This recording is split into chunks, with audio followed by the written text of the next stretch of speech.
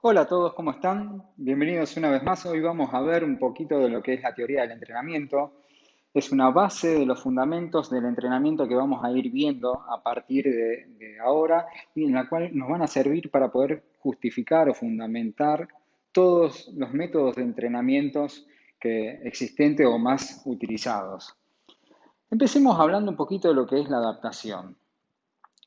Sí, la adaptación en sí tenemos que tenerla en cuenta porque es la clave para mejorar bien el rendimiento de nuestro deportista. Sin la adaptación nosotros no vamos a ir progresando, ¿sí? Porque es la forma que tenemos de ir mejorando y encontrando el aumento en el rendimiento de nuestro deportista. Por el otro lado, tiene varios componentes que iremos viendo. Por un lado tenemos la homeostasis, la carga, ¿sí? El estrés, la compensación y la supercompensación o recuperación y supercompensación. ¿Cómo lo representamos a esto? Imagínense esta línea que es el estado de equilibrio que tiene el cuerpo, llamado homeostasis, en el cual el cuerpo está en un estado normal o de reposo. Y para poder romper ese estado de equilibrio normal de reposo, lo que se hace es aplicar una carga de entrenamiento. Esa carga de entrenamiento va a influir, ¿sí?, en ese estado de homeostasis, de equilibrio, de tranquilidad que tiene el cuerpo, generando un estrés. Ese estrés es indispensable para que podamos nosotros, a partir de la finalización del mismo, generar una compensación, por un lado, o recuperación, y cuando sobrepasamos la línea de homeostasis, que era la línea en donde habíamos arrancado en un principio, a ese punto lo llamaremos lo que es la supercompensación. ¿Qué pasa cuando tenemos un descontrol de estos factores? Es decir, que generamos un estrés mayor sin poder generar o llegar a una buena recuperación o supercompensación. Va a aparecer lo que llamamos fatiga. Esa fatiga es el enemigo principal de todo deportista, porque a partir de ahí van a empezar algunos desequilibrios, ¿sí?, que van a empezar a generar cambios no adaptativos en el organismo de nuestro deportista. Cuando anteriormente estábamos hablando de que necesitábamos generar adaptación para la mejora de rendimiento, la fatiga va a impedir que eso ocurra, enlenteciendo al deportista en todo sentido, ¿sí? Es decir, que va a generar un sistema que puede llegar a ser reversible si es agarrado a tiempo, pero hay que identificarlo con algunos aspectos que deberemos bien profundos, que veremos más profundamente más adelante. Ahora bien, esta fatiga en la cual va a generar ese disturbio que impide que se genere esa adaptación, como dijimos, es reversible. Y al ser reversible, lo que vamos a lograr es poder recuperar esa fatiga y llegar a generar esa supercompensación. ¿Por qué está causada en sí esta fatiga? Por un lado, nosotros vamos a generar un alto nivel de fatiga o vamos a generar una fatiga a partir de una carga de entrenamiento. Y estas cargas de entrenamiento siempre van a generar una fatiga porque es lo que nosotros estamos buscando, ¿sí?, generar un cambio en el organismo de nuestro deportista. Lo que nosotros tenemos que tener en cuenta es que esa fatiga tiene que estar siempre controlada para que esa fatiga no llegue a un punto en donde impida generar esa adaptación que nosotros estamos buscando. Por eso a las cargas de entrenamiento las tenemos que tener bien controladas.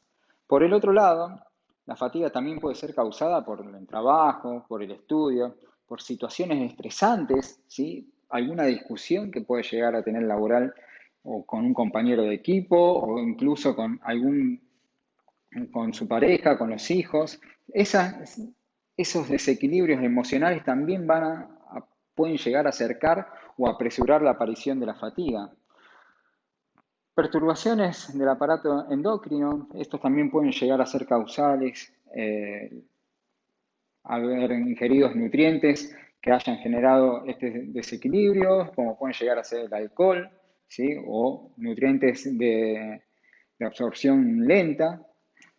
Por eso hay que también tener en cuenta estos factores, la insuficiencia también de la irrigación en los tejidos, cuando por ahí hay problemas circulatorios, pueden llegar no es que pueden llegar, sino que van a existir problemas de apariciones apresuradas de la fatiga.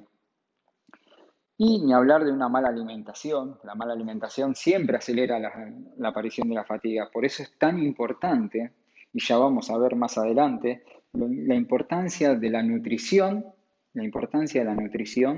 en nuestros deportistas, porque es el combustible principal que deben tener en cuenta a la hora de poder hacer buenos entrenamientos. Y ni hablar de las horas de sueño. ¿Sí? Cuando un deportista descansa mal, seguramente la fatiga va a aparecer mucho más rápido y al aparecer mucho más rápido, lo que venimos diciendo, las adaptaciones que estamos buscando en nuestros deportistas, es difícil de que aparezcan. Veamos algunos efectos de la fatiga. Por un lado, va a reducir algunos aspectos que son muy importantes en los deportistas. Tenemos la capacidad del sistema neuromuscular, ¿sí? A nivel metabólico, que es fundamental para que podamos en lo posible de tener a nuestro deportista cumpliendo con los objetivos que nosotros estamos buscando. A veces entrenamientos aeróbicos necesitan un buen sistema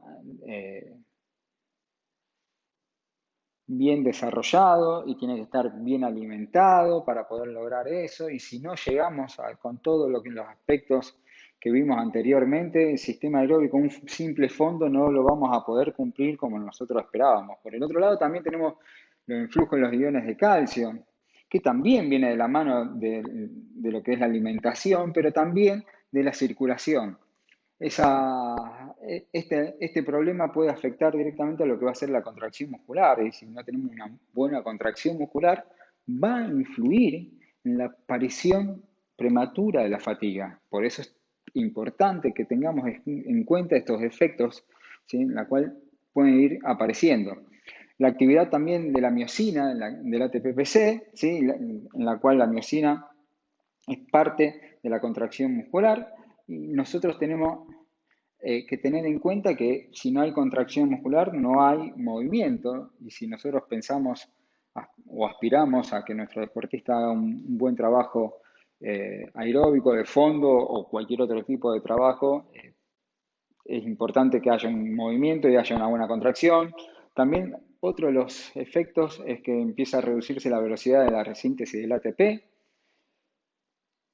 que a partir de la resíntesis del ATP, si no existe resíntesis de ATP, nuestro deportista deja de tener energía y es ya el sinónimo o es una palabra igual a decir ya no da más, está muerto, ya está fundido. ¿Por qué? Porque no tiene energía nuestro deportista.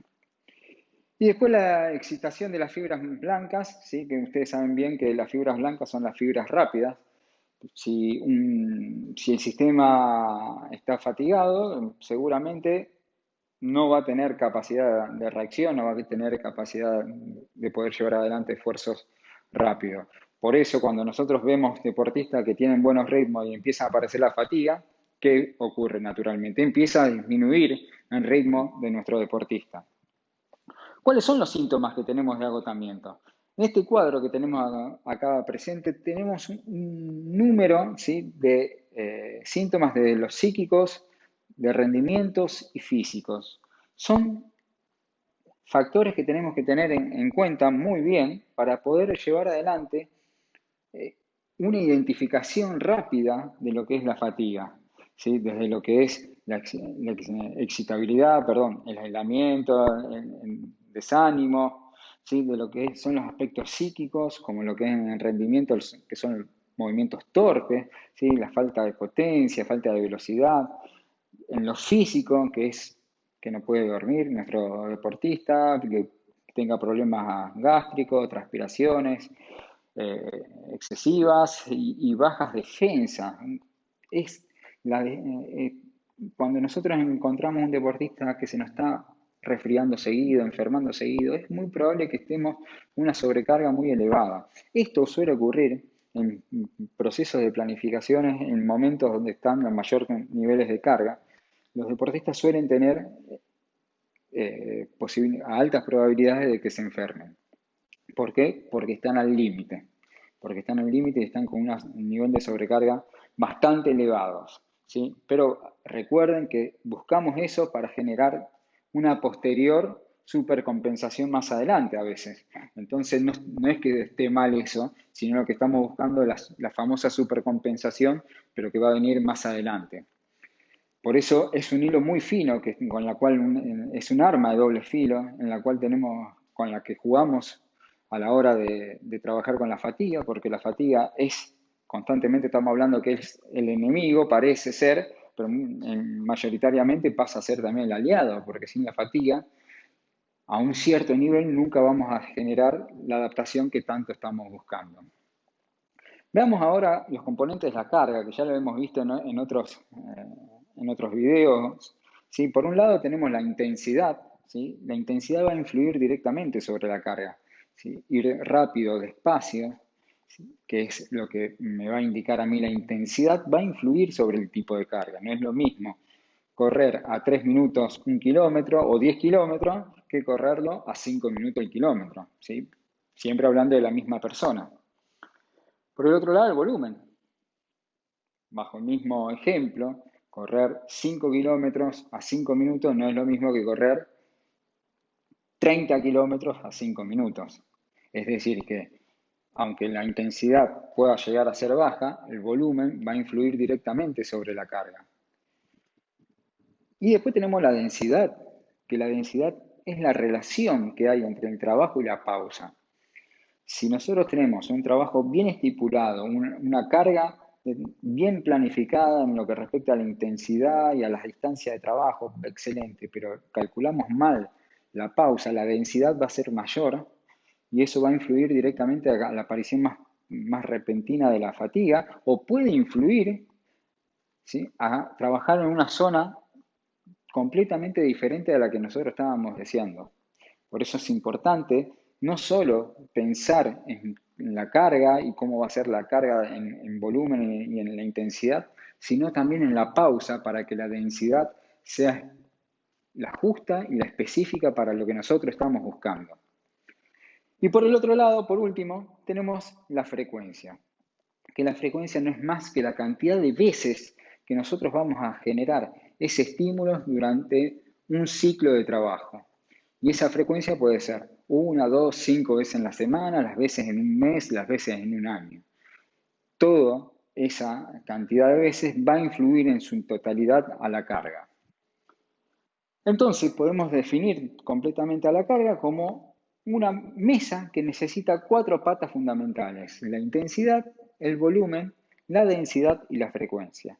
Ninguna de esas patas puede estar desequilibrada, porque si desequilibramos una de esas patas, vamos a afectar al objetivo que nosotros estamos buscando. Entonces tienen que ir las 4 patas siempre trabajando para el objetivo deseado. ¿Y cuáles son esos objetivos deseados? Lo que vimos anteriormente, en módulos anteriores, lo que son las áreas funcionales. Si nosotros vamos a trabajar un subaeróbico, un superaeróbico, si vamos a trabajar sobre umbral o a intensidades de umbral, esos son objetivos metabólicos que vamos a estar trabajando, o funcionales. Entonces, para poder controlar eso, necesitamos controlar estos componentes de las cargas para poder cumplir verdaderamente con esos objetivos que tanto estamos buscando.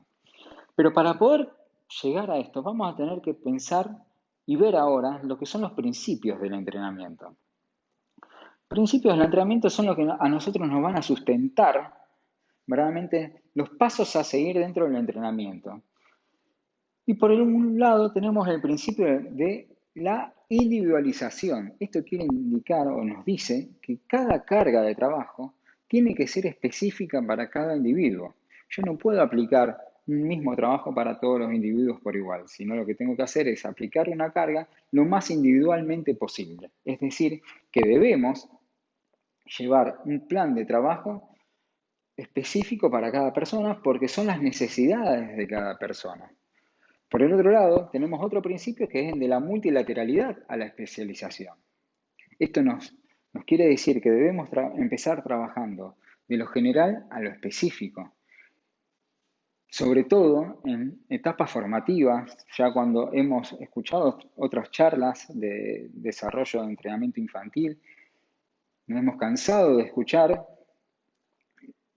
cómo es beneficioso trabajar la multilateralidad, cómo es beneficioso trabajar la gran variabilidad de movimiento para cuando llegue la especialización deportiva, el deportista esté lo más dotado en movimientos posible. Y eso es la multilateralidad, que lo va a ir llevando paulatinamente a la especialización. Uno de los principios que para mí es el más importante es el principio de continuidad.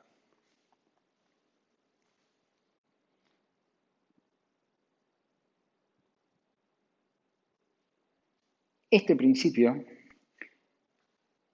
nos garantiza a nosotros que nuestro deportista se mantenga en el tiempo y si se mantiene en el tiempo de alguna u otra manera va a progresar. Es preferible que nuestro deportista venga todos los días a entrenar y haga un poquito antes que venga una vez a la semana y haga un entrenamiento de 4 horas. Es preferible 4 veces a la semana entrenamientos de 1 hora antes que un entrenamiento de 4 horas en la semana. Por eso, la continuidad nos va a garantizar a nosotros una mejor adaptabilidad al entrenamiento. Yo siempre digo que un mal entrenador, si tiene un alumno que viene siempre, ese alumno va a mejorar. Un buen entrenador, si tiene un alumno que viene una vez a la semana, ese alumno no va a mejorar. Es decir, que es uno de los principios más importantes, que tenemos que tratar de fomentar. Después tenemos el de progresividad. Principio de progresividad significa que debemos ir progresivamente aumentando las cargas de acuerdo basándonos al principio que hablábamos al inicio de individualización. Es decir, que nosotros tenemos que aplicar una carga progresiva también de acuerdo a las necesidades que tiene nuestro deportista. Ni más ni menos, sino de acuerdo a las necesidades de nuestro deportista. ¿Y cómo sabemos eso? Bien, verdaderamente la teoría nos indica que se puede ir aumentando las cargas un 15% de manera semanal, pero de eso va a depender mucho de las características de la disciplina en la que se esté entrenando y los volúmenes que esté entrenando nuestro deportista. Generalmente lo que yo más recomiendo es un aumento de un 10% en las cargas semanales para tratar en lo posible de generar esa adaptación sin que llegue a una sobrecarga de trabajo. Después tenemos el principio de sistematización. Todo sistema significa que es una estructura en la cual va funcionando o va dependiendo de diferentes factores. Nosotros, cuando hagamos una periodización de trabajo, una planificación de trabajo, lo que vamos a estar haciendo es sistematizar un proyecto de entrenamiento de nuestro deportista. Y está ahí, está en eso, tratar en lo posible de potenciarlo de la mejor manera. Por eso la sistematización es el mapa por la cual nosotros tenemos que transitar con nuestro deportista para poder llegar a cumplir con los objetivos deseados que pueden llegar a ser o ganar una carrera, una maratón, una carrera de ciclismo, una maratón en nado o lo que sea.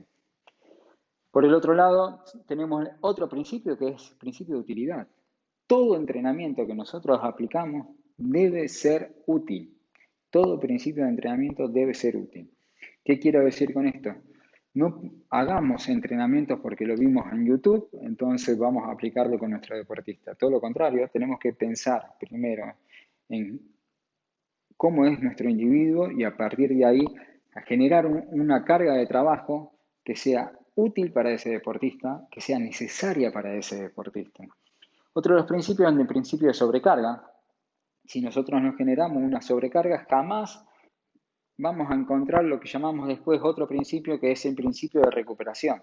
Es decir, que el principio de sobrecarga va a ir de la mano con el principio de recuperación en algunos de los casos, porque para poder generar esa sobrecarga, después tiene que venir un principio de recuperación para después generar lo que llamamos supercompensación.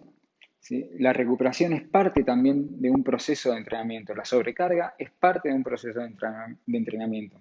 Estamos siempre metidos y pensando, sobre todo en los deportistas de resistencia, que siempre tienen que estar cargando, cargando, cargando, cargando, pero también hay un montón de oportunidades y situaciones que tocan que hay que recuperar trabajos, hay que recuperar en semanas de mucha carga, y por eso es tan importante que hagamos un buen trabajo de recuperación también con nuestros deportistas, y por eso es uno de los principios fundamentales también del entrenamiento deportivo. Y bueno, en estos pequeños minutos quería dar un pantallazo general de lo que son los aspectos de la teoría del entrenamiento. Saben que pueden contar con nosotros para cualquier cosa, dudas que les vayan surgiendo. Nos pueden escribir acá mismo o directamente a mi correo electrónico que les estoy presentando acá a continuación. Así que cualquier duda que tengan, nos consultan directamente. Desde ya, muchísimas gracias y será hasta un próximo contacto.